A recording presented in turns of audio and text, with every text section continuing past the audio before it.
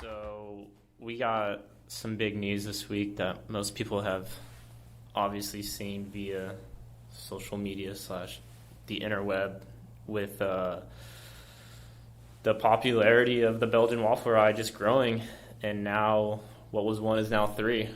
So who better to get the insights from than the man himself, Michael? So Mr. Marckx, we're sitting here and, we're kind of still basking in, the excitement of, everyone knowing about this new Tripel Crown of Gravel.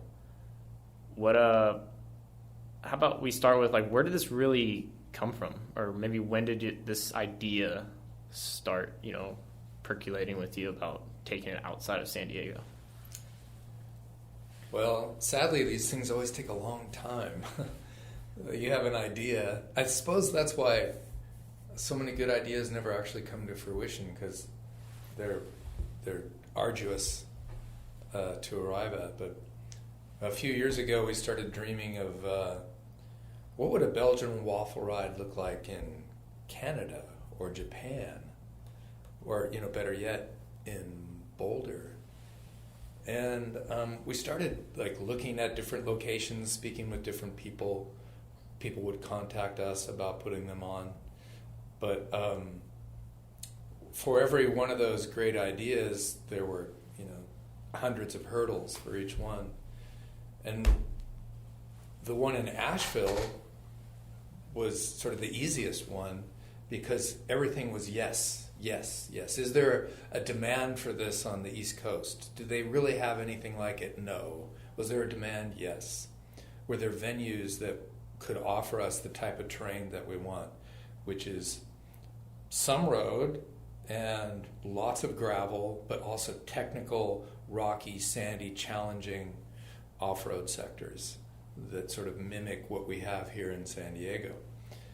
All of those things were there. And then you have the Sierra Nevada Brewery, massive facility, and their love of cycling, their support of the cycling world throughout North America. And then we have our friend RV, who moved there, who lives there, to help champion the idea. So that one actually started the latest, but blossomed into something the quickest. So we kind of secured that one. And then we were looking at different locations, really trying to work with Boulder and Avery Brewing Company there. But the city of Boulder, they don't want any events. They That's actually kind of a surprise, because you would think from an outside standpoint that would be the easiest place to go do something. That was our thought, warm reception, they're going to love this idea. And they were almost as bad as the folks in San Diego. And I just thought there's no way it could ever be worse than San Diego. Every year we contact the county and they basically say, oh, we hoped you weren't going to do the event this year. So we always have that uphill battle, that negativity. So Boulder's just too challenging. But what did materialize was Cedar City. Cedar City's the host of the U.S. National Masters Road Championships this year and next year. They want to host these kind of events, and they see themselves as being like a Bend, Oregon. Beautiful place to ride, beautiful place to live, small town, but just huge adventure. So does that conversation, do they reach out to you? Is that how that started? Because we want to. Yeah. Okay. Yeah. Most all of these start that way. Okay. Really. So before diving into that though, was the Triple Crown the goal, or was it going to be all right, I'm happy with BWR San Diego, and now we're going to move to Asheville, so we're going to have two this year, and then Cedar City came along, so all right, we'll just do three, or were you trying to do three, or is it just the way it played out? Well, a couple years ago, I bought the URLs for Triple Crown of Gravel. I have both Tripel and Triple. Thinking that we would do this. We'd get three events here in North America, East Coast, West Coast, and somewhere in the middle. And then I kind of gave up on that because it was so challenging with Boulder that I just set my sights on, well, let's just replicate the magic of San Diego in a glorious place like Asheville. So that one materialized so nicely, as I stated. So Cedar City kind of just popped up out of nowhere, and it was super easy, turnkey, and it's totally different than Asheville and totally different than San Diego. So that one really is a gravel race. It doesn't have the same sort of 12,000 feet of elevation gain that the other two have. Probably only has 5,000. But then again, most of it will be around 6,000 feet of elevation. So there are already going to be issues for people that can't ride at elevation. But that one materialized, and then I was like, well, hey, go back to the original dream of the Tripel, or the Tripel Crown of Gravel. And so it materialized rather quickly, and thus we announced it to the world. How's obviously a lot of people know, like, you're the one behind this. How's that feedback been after announcing it with, so many people, like, no one really known about this? Like, what have you been seeing out there? Or what have people been saying to you about it? I usually get about 300 emails a day, and now it's about 700. Then there's all the Instagram, social media stuff that you see. It's there hasn't been anything other than great positivity. Yeah. In fact, more so than I would have thought, and that makes me just feel good about what we offer, which I think is different than other people offer. And what I mean by that is there's tons of great gravel races, some of which are just purely gravel. There's a few that are like us, that are multi-surface, that are challenging, that force people to really reckon with what tire and bike they're going to use. Whereas when you do a gravel race, you're using your gravel bike, and you're going to use your 40 millimeter tires if you're doing DK or whatever. With ours, there's the constant equivocation on what your bike's going to be, what your setup, what your gearing, and what tire you're going to use, or tires. So for us, we offer this different approach that isn't just all about this gravel experience. It requires more technical riding. It requires more road training. It requires a whole bunch of stuff that I think make it a more dynamic race. And to be able to replicate that in 3 different places is really exciting. Like it's a unique offering.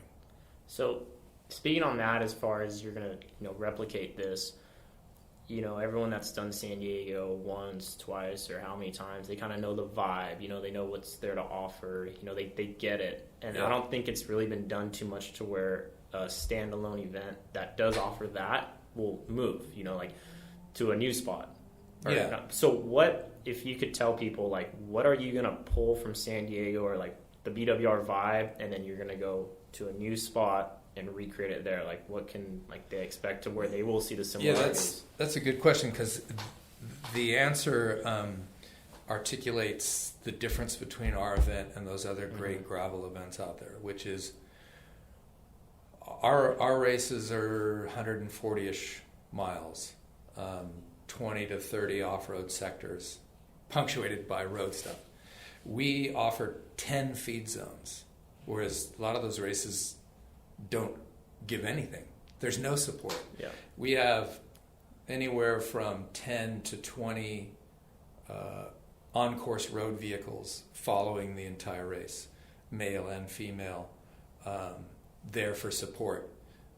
So there's if you run into problems, you're going to get support really quickly.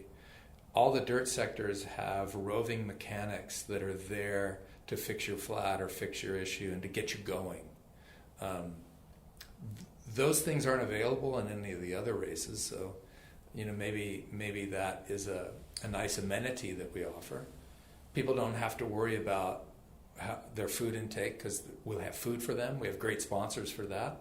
Same for hydration, all that support. There's a greater chance that you can finish our ride as a result, even though some years only 60% of the field finishes, because it's that hard. but our event is super fun. So you show up and there's a huge Belgian waffle feast. I mean, imagine this year in San Diego there'll be 4,000 people there wanting to eat their waffles before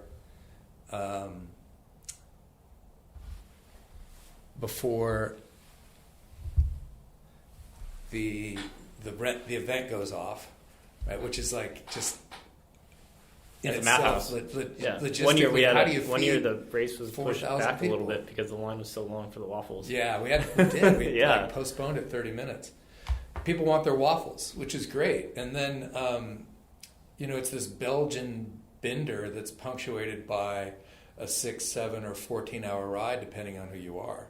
So you have your waffles in the morning and your coffee and everything else. You go out. You're well supported the whole time. You're well fed. You're confronted with headwinds and sand and cactus and craziness. But you get back, and if you get back safely, then there's Belgian ale and more waffles and food and a huge party. And it's the kind of party where you think, man, did all these people take ecstasy? Because everyone's loving on everyone. There's this joyous vibration that pervades the entire beer garden and the entire space that we occupy there, which is expanding quite dramatically this year. I'm meeting with the mayor of San Marcos today to go over the footprint of the event and how we close down the streets and where's the big concert stage going to go and all the things that the event's now manifested. So it's kind of crazy to think about that. But I think that kind of covers it. Like, it's a huge Belgian-inspired party with the Belgian-like racing, and it's really, really hard.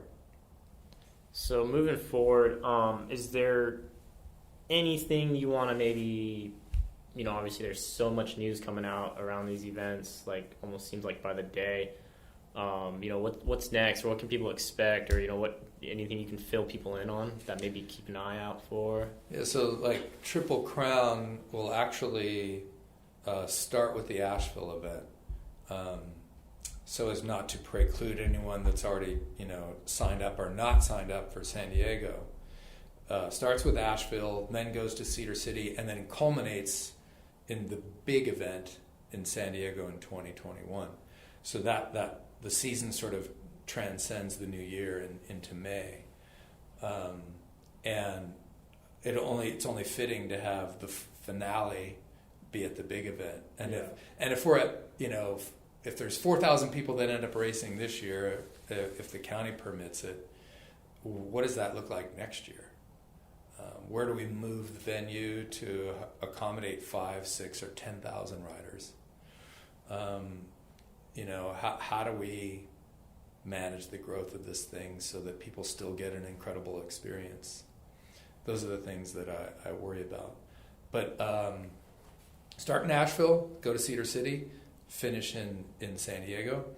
There's 5-year brackets for age groups, so we're going to honor every one of the winners of the Tripel Crown.